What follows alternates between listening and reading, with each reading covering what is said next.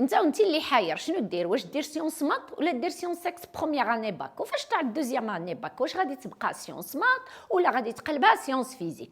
وضعنا السؤال ولقينا جوج الاجوبه.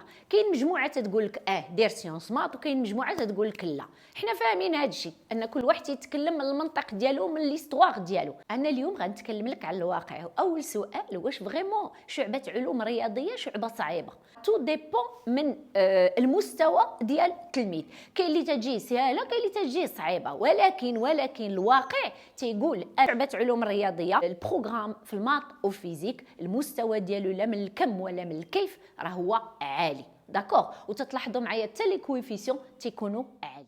ثاني سؤال، واش فعلا شعبة علوم رياضية تتفتح لي آفاق أكثر من الشعب الآخرين؟ لا ريبونس اي نو. علاش؟ لأن تلقاو أن جميع المعاهد تستقبل جميع الشعب العلمية. ما تنعرفوش حنا شي مدرسة اللي تطلب فقط موالين سيونس مات ولا تطلب فقط موالين بيسي. داكوغ، دونك ما يمكنناش نقولوا راه عندها افاق اكثر من الاخرى. كاين اللي غادي يقول كاين مشكل في عتبه الترشيح. هذه انا معك، ولكن بتحفظ. تبع الريزونمون ديالي. اولا هذا الشيء ما تيطبقش في جميع المؤسسات.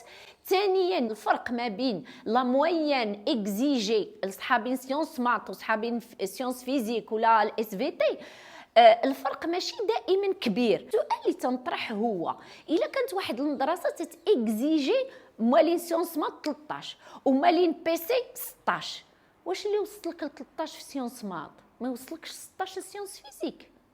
او ب 16 في سيونس فيزيك يمكن يتفتحوا لك بيبان اخرين، لان راه عندك الباك ب 16، الوغ كو في سيونس مات راه عندك الباك فقط ب 13.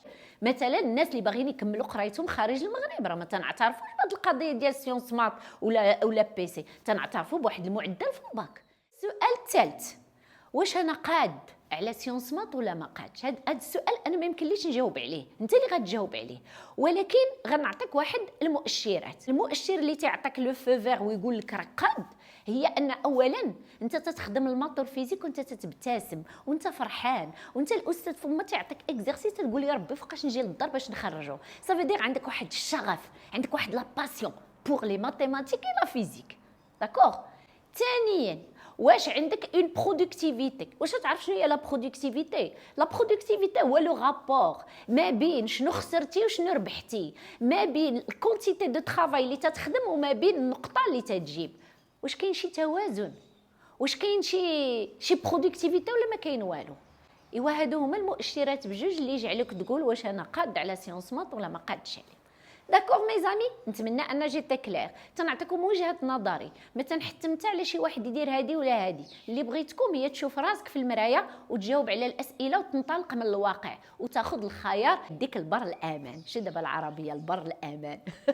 D'accord mes amis, تهلاو في راسكم، vous êtes les meilleurs. À très vite pour la prochaine vidéo. Bye.